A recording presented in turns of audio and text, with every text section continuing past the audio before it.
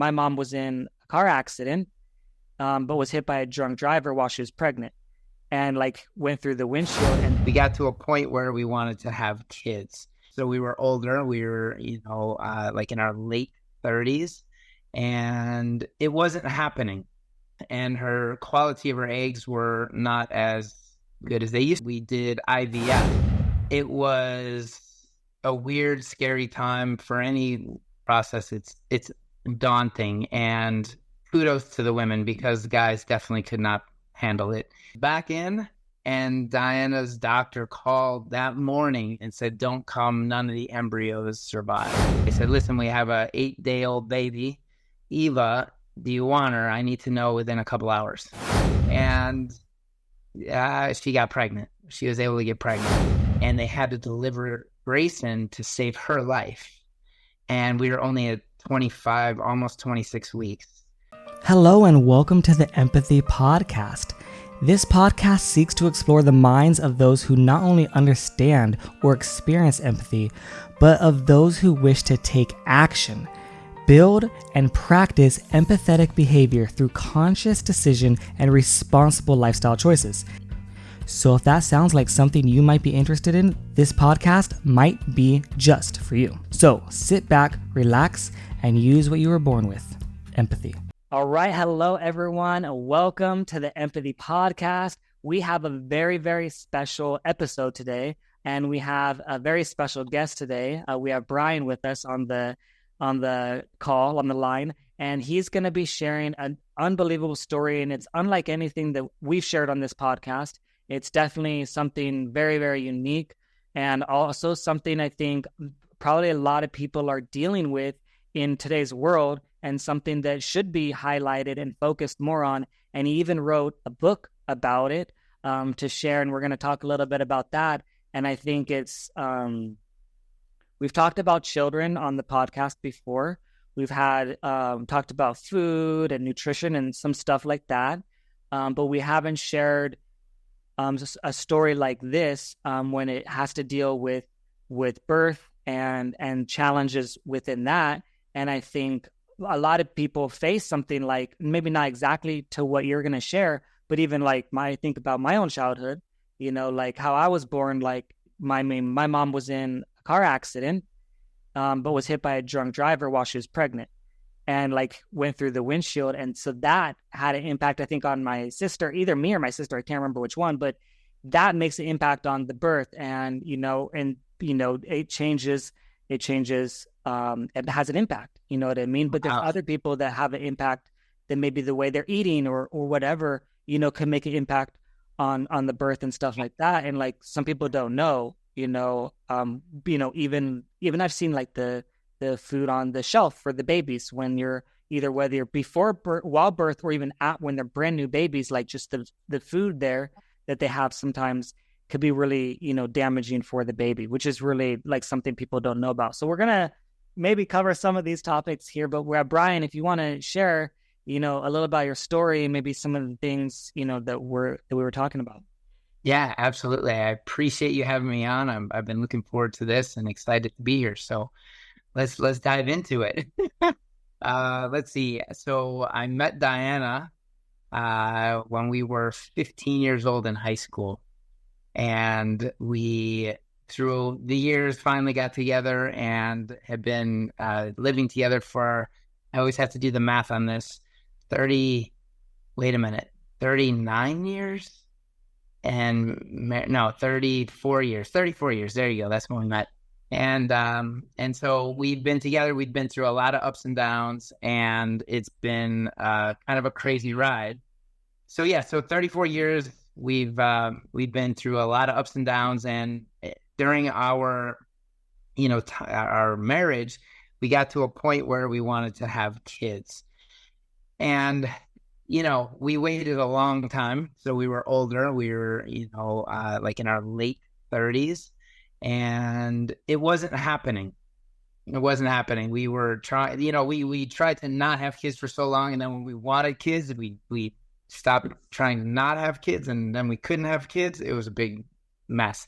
But it finally got to a point where we were a little bit stressed out about it, so we got ourselves checked out, And Diana's egg production was lessened, and her quality of her eggs were not as good as they used to be. So that posed challenges in getting pregnant. And we were at that moment, which I don't know if you know this part of the story, but right at that moment, we met with Eric, my friend Eric Mish, and we were in a Starbucks, and he talked to us about this green shake and this, 10-day transformation. Speaking of transformation, it's transformation season. So many people are getting the ultimate lifestyle transformation, exactly what Brian had described in this video. And you can see the results. We're going to see the results is what it did for him and his family, which is unbelievable. Today, I have a very special video that I created. I'm going to have down below that explains exactly how to get started on the ultimate lifestyle transformation, how to get $150 off. And this is a very special sponsor of the podcast because the proceeds from these purchases are going to be going to help premature babies and in people in the NICU as well, which is absolutely incredible. And it's a win, win, win, win all the way around. Not only do you transform, are looking, performing, and feeling your best, and you're going to be helping Brian and his family. You're going to be helping babies and their family, and you're going to be helping support this podcast so that it can help to grow further and further and expand for these stories to help impact even more people. So comment down below if you're ready to transform, and we'll get you started. Check the link in below, the Ultimate Lifestyle Transformation, to get started today. And so we kind of we're like, okay, all right, let's just check it out. But what had happened and what he didn't know is right before that, we did IVF. So we were trying to do in vitro, and it was a weird, scary time for anyone that has to go through that process. It's daunting, and kudos to the women because the guys definitely could not handle it. There was multiple shots every single day into her stomach for months and months. It was just incredible what she went through. And then what happened is finally, eggs are produced. We extract the eggs. Then I do my part. They try to get them fertilized. And then there we are, the day of implantation. So we created some embryos in a dish. We're going to put the embryos back in. And Diana's doctor called that morning and said, don't come, none of the embryos survived. So that was a really, really rough morning day, if you can imagine. And so much so that we were just like, you know what, we're probably not going to have kids. This is just not going to happen. And then cue the 10-day transformation with Eric Mish, because our health was all over the place. It was just, we could eat whatever we wanted because nothing was really happening, but we didn't know that all the things that were actually happening inside our body.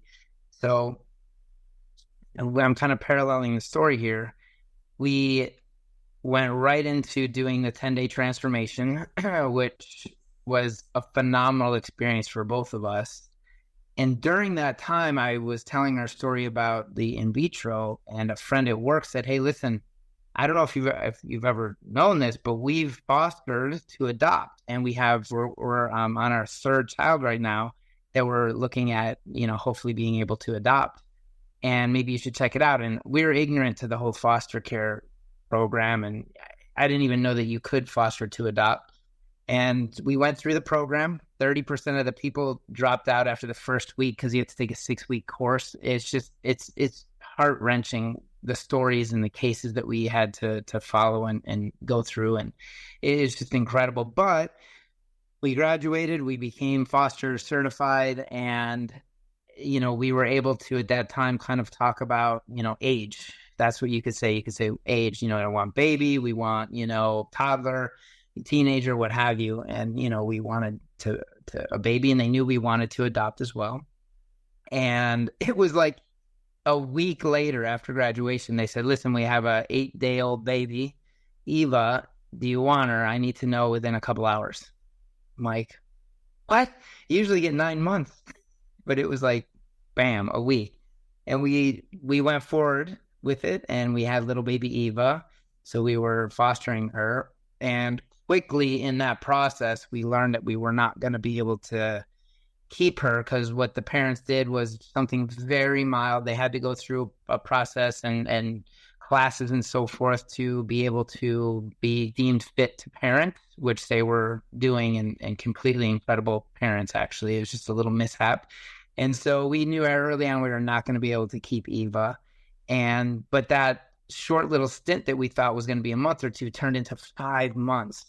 And the day that we had to give Eva back just totally broke our hearts. And we were done. We're not going to have kids. That's it. Can't do it. Let's just focus on our business, because people were asking us what we were doing health-wise. We looked phenomenal. We had this glow about us. I lost 12 pounds in 10 days. She lost 10 pounds. And it was way more than that, as you know, way more than that. Her skin issues went away. My bloating totally went away. Energy was through the roof. Like, everything was just totally transformed. So we just focused on that. That was kind of our baby. And we built a huge, massive, thriving business.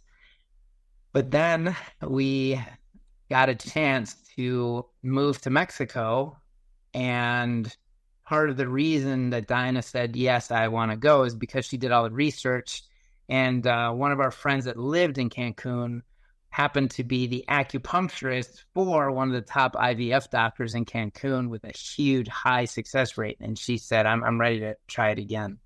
And so lo and behold, we moved to Mexico, brought all our superfoods, and she got pregnant. She was able to get pregnant.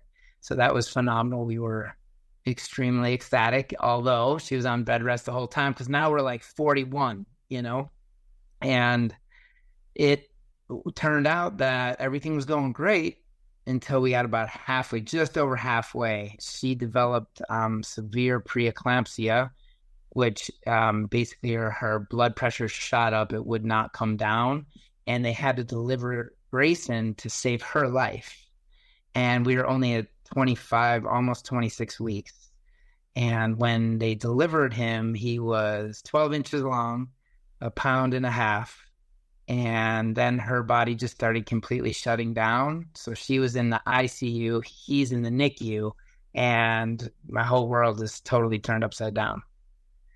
Insanity. So it was as advanced as their IVF was and successful as it was. The NICU part of the Mexican hospital was like 30 years behind, but we didn't know it, because you don't prepare to have a baby in the NICU or a baby that's born at 26 weeks. So it was, when we were posting pictures and so forth, it was NICU nurses from around the world were like, listen, he's not in the best position. He's not even in an incubator. He had saran wrap. He was in a bed, open bed, with saran wrap and a heat lamp. That was it. So again, we didn't know any better, but then started researching and found out that, wow, yeah, we probably should move him. And so we went through that whole entire process, moved him, air transported him to Miami, where we were in the NICU another 84 days. So a total of 105 days in the NICU. But during that time, someone said, hey, listen, you should write a book. This is insane. People were checking in on because we were going live. Just the power of the community and social media that we had was absolutely incredible. And so people would tune in like Truman Show every day, like, well, what's the updates? What's going on with baby Grayson, And so we finally were able to get him transported, get him, in and out of the hospital. And then fast forward 3 years, now we're in Orlando, and at 3 years old, Grayson was diagnosed with autism. So he's on the spectrum, and he'll be 7 in July. So he's had more life than most people, by 6 years old, he's lived more life than most people. But that book, you should write a book, kind of always stuck out to me. And I've never written a book before. I don't really know even how to spell really well. And I didn't really read a lot when I was little, but here I go. I started writing this book, and lo and behold, it took 3 years, but we just published it about 8 weeks ago. And the goal for that book it's really like, it was therapeutic to write the book, number one, a lot of tears shed. But also one of the main goals is to spread awareness, and all the funds that were, the net funds that we're making from the book are all going to be going toward getting proper incubators into Mexican hospitals. So that's why I'm, partly why I'm here today. I want to do speaking events, all these things just to give back the way that we were given to. Yeah, first of all, I think your story is amazing and it's really incredible, and it just shows like the fighting spirit and like, what a lot of what we're all about, we're fighters, we're survivors, and we'll do whatever we can. And it's just an amazing story there. And I think you're right. A lot of people can learn so much from this. I feel like I was just writing down some things, that were like coming to mind, that like things that I could relate with, and things I think other people could relate with, or maybe even some listeners, or even people that I might be thinking of, that like, hey, maybe they need to hear this and could learn, and it could help them, or maybe someone they know, right? Yeah. And maybe you answer this in the book or somewhere, or maybe people ask this, but I think it's a common question, at least in the world that we live in, you know what I mean, where it's like health and wellness and all that sort of stuff, and is sometimes maybe, why do you think it happened, this way?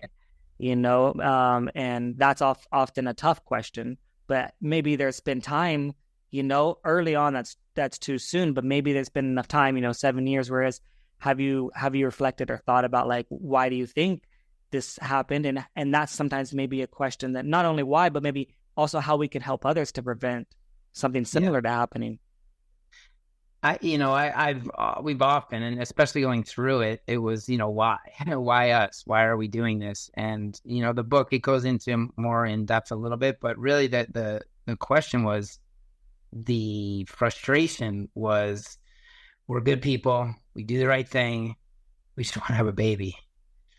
And, you have people that are super irresponsible and just having babies. I mean, what we learned in the foster program is, it is easier to have another baby than to go through what's necessary to be deemed a fit parent. Can you imagine? So they just let the kid go and then just go have another kid. And so that's where, the frustration came into, where we've been trying so hard, so many different ways, so much money, and we just want to have a baby. And so when I reflect back, it's when you're going through it, is always the question, why? Well, for us, if I were to look back on it, it was a complete miracle. I mean, when we got to Miami, I showed them pictures of the equipment and what they had done with Grayson and for Grayson and so forth, and they were like, it's amazing that he survived, number one. Number two, in Mexico, the doctor must have been phenomenal because he kept him alive. But now, being here with all the equipment in Miami, he'll thrive. And it was just a huge wake-up call that I don't want to give this one part away, but we find out how little the survival rate is in Mexico for babies that are born at that gestation. So for us, it was a very distinct time where I was going to write the book, procrastination. And I don't really get to go to church that often, but I was able to go this one Sunday, and the pastor said, hey, listen, have you ever thought about or asked what God wants you to do with your life? And I was like, not really. I usually just go with what I want, but he said, let's do it. Let's go for it. And so he just said, take a minute, close your eyes, just go. And it was like a shot. It was immediate. It was write the book, speak about it, transform lives. And so maybe in some way we had to go through all this craziness survive it to then go back and help other people get through it, because the NICU changes you. It's like, yeah, thank goodness I haven't experienced jail, but everyone that I've known that's gotten out of jail said, man, jail changes you. Well, the NICU changes you. I can't describe it. I don't know how, but in the moment that you're in it, you can't imagine getting out of it. And so now years later, yeah, I mean, that's the first thing I tell NICU parents is stay on the roller coaster, be in communication, and accept help, because you're going to need it. So I don't know to answer that question, but hopefully if we could save one baby's life, then I look back and the work that I put into the book and, speaking and so forth, it'll all be worth it. Yeah, definitely. And I think someone said this quote and I love it. We're the most qualified to help the people that we used to be, or we're the most qualified to help those that, from experiences that we've experienced, so you're the most qualified, one of the most qualified people to help people that have been through what you've been through, Yeah. And similar with what I've been through, what I've experienced and overcome, like I'm one of the most qualified people to help someone else that's, to overcome something that I've overcome. Right. I love that. I think it is a gift, that we have now, because if you didn't have that knowledge or experience, it'd be hard to help someone in that situation. And that's what happens in the past. You would see someone in some situations, maybe they're similar like this, and you just can only pray and just, wish the best, and maybe hope they're in good hands. And maybe they are in good hands. Maybe they're not. We don't know. But it's nothing you can do, really, right? But when you're sometimes when you're in a situation where you've been there, you're like, hey, this is the path. I walked this path before. It was really hard, but these are the pitfalls that I hit. And these are some of the places that you can go to. These are the people that I met. These are the people that give you the best chance. Some of the percentages now. You didn't know percentages before, and that gives you like it's nothing's perfect. It's not like this is the answer. It's 100%. No, you can increase it. You can increase it. From a 0.001% chance to a 50% chance. And that's Are you saying there's a chance? Like, yeah, that's pretty. That's amazing, right? And. But a challenge I've seen, and one of my friends who I was thinking of also when you were speaking, who had a pregnancy when she was older, right? Maybe, past 30s, maybe, mid 30s to late 30s, right? Where it becomes a little bit more challenging sometimes, right? Whether it's, the situations that you talked about from the eggs, right? Or sometimes it's on the guy's side too. Yeah. The guy's like, hey, you're not, have what is necessary, and so either way, there's some challenges there, and my friend was facing some similar challenges like what you were describing. However, I knew a little bit of your story already, right? Like I was watching and engaging, and I know many stories, as our community, right? Mm-hmm. And I know my own story that I've experienced from health and food and what we share here. And also my mom's situation, she was on, over 25 medications and Crazy. On less than 5 now, which is amazing. Like, pretty much on her deathbed, and now, able to work out on the gym on a daily basis when she couldn't even do that since 18. Like I was saying, she had a car accident, and she always played in her mind, oh, I can't do this because I was hit by a drunk driver.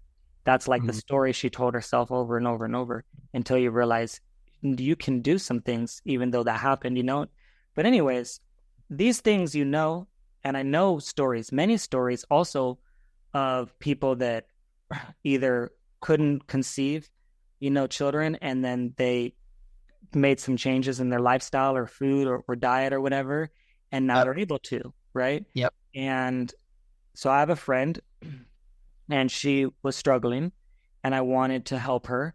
And I have all this information, right? Some of what you said, not the whole story, but some information like that of like what's possible. And she had a baby shower, and I I thought of what gift do I want to give for the baby shower, right? And she didn't have the baby yet, right? But there was some challenges, leading up to it, and I was helping her with food for during that time, with some recommendations, things to add, maybe cut out this, videos, information, stories like yours. And one thing that happened was, what I decided on the baby shower is like, what's the best gift, right? Yeah. And there's so many gifts that people give on a baby shower: diapers and toys and books and all kinds of things that you would imagine for kids, right? But I was like, the best thing I think I could give you is the best chance for this kid to like live a long, healthy life and get the best food in his body that, from the earliest age that he possibly can. And I got her an ultimate lifestyle transformation. And that was the gift. Oatgrass. Yeah. Oatgrass too. Got to get that oatgrass. Go ahead. And that was the gift that I gave her. Obviously, there's more information, from what's entailed in it. But that gift, what I believe, is going to give her, and it gave the baby a super healthy baby, incredibly healthy baby, amazing pregnancy. Who knows? Maybe if I did nothing, it would have been healthy either way. Who knows? Because I've been helping along the way. However, I'm aware of there are challenges, and I'm also aware of, let's do our best chance to set you up for success. You know what I mean? Like I even said, I don't have kids yet, but I'm preparing. Before I have kids, the 9 months period, I've said this for a long time, but I said in that 9 months, I'm going to read every single possible book I possibly can. And because it's going to happen, 9 months, you already know, from that time, as much as I possibly can to prepare myself to know the best things I could learn for that age range, from that 0 to 4, 0 to 5, like what are the best things to learn? What are the best things to teach? All that kind of stuff. Right. And I've just thought like that, but now I know more about nutrition. And so anyways, what happens is if you feed the baby, like for her situation, her baby's fed from her breast milk, right? And she's feeding herself, and then the breast milk is feeding the baby, and the baby's incredibly healthy. And that's a good chance, you know what I mean? Because a lot of times a lot of people have children sometimes, and it's a lot of nutrients that are used for the kid. And then sometimes they're depleted sometimes, right? Of the nutrients to create the baby, and then giving the breast milk, sometimes they can't because they don't have enough nutrients. And then if they do, there's not as much nutrients in the milk. And so there's, Totally. I know I'm a firm believer that the first go around, we were just eating whatever we wanted. And, how is it that from right after that point, it was almost a week later, we started doing a transformation. We started adding these superfoods to our diet. We started eliminating the sugars. We started eliminating some of the, meats and processed things, and started reading labels and putting these massive nutrients into our body that there we go. Our, 7 months later, the environment was set up and transformed before we started the second round of IVF. And then during the pregnancy, we have a whole protocol. I'm sure you have it, if not, but we have, first, second, third trimester protocols that, I was like, drink that, drink this, drink this, drink this, drink this, right? Some of it is for milk production. So it's getting the nutrients to Diana, to the baby. And here's the kicker, which part of the story will continue after Grayson was born, and all that it took to get pregnant. 2 years later, where we continued on this superfood. Look, I was muling in superfood to Mexico. Like I was like, give me my superfood, I'll figure it out. I literally lived, survived on it. And so how is it then 2 years later, she gets pregnant totally naturally, full term birth, and that's our second child, Nathan. Like, so crazy. It's got to be something in the water. Can I add something to that I have a little bit of relatability as well? In terms of Mexico, is I went to Belize. Maybe you've heard of Belize, and you've seen a little bit of the stories of Belize. Yeah. But Belize, part of the reason I personally was going to go to Belize is because when I was working overseas in the Middle East, I was engaged to my ex-fiance, and we were together, and we were talking about children, right? Yep. And at the time, I was undecided, because maybe I'm, maybe thinking a little bit like what you guys were thinking. Hey, maybe that's not the right time. Maybe later. I'm thinking about my business. I'm thinking about this. I'm thinking about traveling. All the things I'm thinking about. And we got in a little mini fight or whatever. And it was like, because her mindset is like, well, yeah, like that. It's like, that's the reason. Like, that's the reason that we're even in this relationship. It's like having kids, you know what I mean? Because she's from the Philippines and okay. Muslim and very traditional. And so the mindset is like her parents, having many kids, and that's just normal, right? Yeah. And for me, it's in our culture in the West, it's like, yeah, maybe later, let's have some fun. Maybe let's see the world, or let's try a few businesses. Then we're like, we're like, oh shoot, it's too late. Yep. We should have done it when we were 21. But then it's like, then you're like, oh, the shame in our culture for doing it when you're young.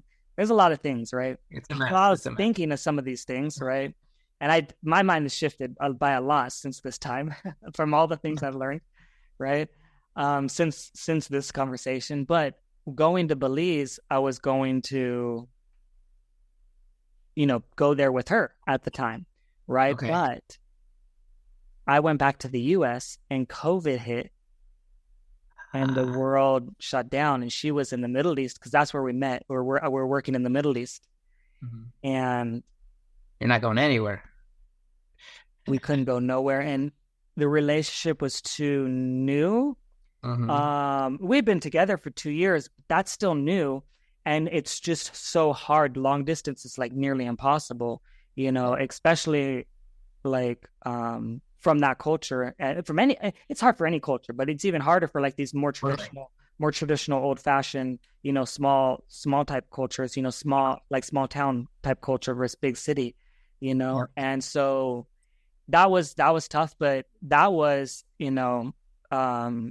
what ended up happening is learning all of this information now and having a good grasp on how to prepare myself. And I think that's what we could do best, is just prepare and learn, and I'm grateful. Like, I mean, if I would have had kids when I was 21, even though that might be ideal, I don't know if I'd be prepared enough because of how our culture and society is set up. I don't know if I was in the right mind frame to really actually take care of a kid at that time. But now, it's, I feel better prepared. You never know. You never know until it happens. Right. However, I do think that we can learn from people like you and people like, I have another podcast of what is a healthy relationship. Another example, like similar from you, 39, 34 years, learning from experienced people that are doing it, that have been through it, is very, very valuable. Like I wouldn't try to learn a business from someone that's never ran a business, or I wouldn't try to go to my doctor and say, can you fix my car, if he doesn't know anything about being a mechanic, right? Yep. I do believe it's similar. Like you have this experience and it's very valuable to learn from you and others that have experiences, like that, to learn from them. Well, I think one of the things that I don't like to live in regret, but it's a real thing. And it was always, for me more than Diana, we don't have enough money. We both come from divorced parents. So I want to be sure, I want to make sure I don't really have my career set up. We don't have a lot of money in savings. You need $10,000 for the first year of a kid, all this kind of stuff. And you procrastinate until, for us, it was too late. And so then we had to go through what we had to go through. And I'm seeing that a lot more in the US anyway. But that's fine if that's what you want to do and you want to do your career. But if you do feel like you want to have kids, and you're not, I don't want to even say that, but like if you're somewhat secure, just have the kids. It's gonna work. Somehow, some way, if you're dedicated and you're gonna be all in, it's gonna work. And I just tell people, don't wait if you feel like you're both want it and you're at some type of responsible age, then go for it. I mean, because who knows, it might not happen, and then the regret of that would be crazy. And I it's a faith thing, and it's, if I want to take it out of the kids, which is obviously super dramatic and very committed, but people always tell me, oh, I might not be able to pay my bills, and I'm like, well, when was the last time you weren't able to pay your bills? And they're like, well, I guess I've always somehow managed. I'm like, yeah, exactly. So I firmly believe that if you're fully committed and you have the child, if you want a child, things will work out. I mean, how could we have imagined, having a kid at 26 weeks? There is no book on that. There's no book to prepare you for that. And there's an array of issues that could happen. But then there you are, faced with, what do I do now? Does the insurance even kick in? Do I have insurance? Like, what? I'm in Mexico. It's different in Mexico. You don't just get to say, bill my insurance. You have to pay every day. You can't leave without paying. So you've got to pay first, and then you get the care, kind of a thing. So, but somehow, some way we made it. He's $1 million baby, but I'm always worried about money. But here we are. He's going to be 7. So, the uncertainty or the indecisiveness is what'll just eat you up. Yeah, I think it's seemingly becoming more common, like nowadays versus, let's say, 40 years ago, 50 years ago, as an example. And that seems like, oh my gosh, that's so long ago. Like, that's a really short amount of time in human history, right? So let's say 40, 50 years ago, like having a kid was like a lot of the things that you would say would be like, yeah, no problem. But now, what do you think is different nowadays? Or some of the things that are different nowadays of like why people would maybe say that they don't want a kid? And I'll just share just a couple examples of what I used to think, and like some of the things that I was afraid of, like, oh, I'm afraid of the future, or I'm afraid of, these wars that might happen, or I'm afraid of just disaster. I might be, looking at that stuff, or looking at, I used to watch, like natural disasters. I was so fascinated, with like the hurricanes and the earthquakes and the floods and like all these things, and like, but that was really like playing into the fear of like, saying, well, why, playing into that, like, would you have a kid? And then, willingly knowing that, that you might be putting them in these dangerous positions. Like, these are like the things that would go through my mind and maybe some other people's minds, that maybe prevent them. Like, what are your thoughts on that kind of stuff? Yeah, absolutely. I think that, whatever you focus on is going to be what happens. But I mean, my grandpa was in World War II, and, back then they're like, oh, I don't want to bring a kid into this world. That was, 70 some years ago. So it's like, I think we always have that going on. And it's just excuses. It's just more excuses. But you feed on it because you're like, well, but it's valid. And then you go out searching and talking to other people about your valid point, and then they confirm it. And then you're like, see, I was right. And you can do that until you can't have kids. Then what? Now you have to live with that. There's the movie Braveheart. He stood there and said, listen, you can go to war and fight and you may die, or you could run back home and live a little bit longer and die with massive regret. But right now you have a choice. Choice is a powerful thing. Decision is dramatic. Decision is, do I let my baby die in Mexico, or do I transport him to the U.S.? That's a decision. That's not really a choice. So, but we have choices every day. And if you say, okay, I'm going to stand up and fight for my freedom, and if I die, at least I made that powerful choice, instead of living in massive regret. So I think there's always going to be something that you can use as an excuse to stop doing whatever it is that you want to do. Or you could just do it, have faith, and, go for it and see what happens. Either way, the time's going to pass. So if this is something you want, and just my opinion, if it's something you want, that the year is going to pass, the 5 years is going to pass, the 40 minutes is going to pass. So you might as well just, there's a million excuses not to, just find one, two, and focus on that. Yeah, I love it. Thank you for that. And that was amazing. And that's all I had, for now. Is there anything else as we have to wrap this up that you maybe want to add or share? Hey, I just appreciate your time. I appreciate your audience. And it's been so great to just get together and connect with you finally after all these years. I just want to leave people with, if there's anything about this project that resonates with you, go on to my website, brianheilig.com, get the book. All proceeds go to helping babies in Mexico. If you know any NICU parents, give them a hug. They just need a hug, be the person that they can talk to and just be okay to listen. And for NICU parents that are in it, stay on the ride, baby. Stay on the roller coaster and be in communication and accept help. That's it, my man. Thank you. I appreciate it. And for anyone that's listening, we'll put all the links down below to the book, Breathe, Eat, Poop, and Grow, the website, and any other relevant information we'll put down below. So thank you so much. I appreciate you. And we'll be speaking soon. Have a great one. That was good. Thank you guys for listening to the podcast. Please, please, please make sure that you guys share this with anyone that you think will find this interesting. And also make sure that you guys are subscribed, because I can see a lot of you guys are listening, but you aren't subscribed.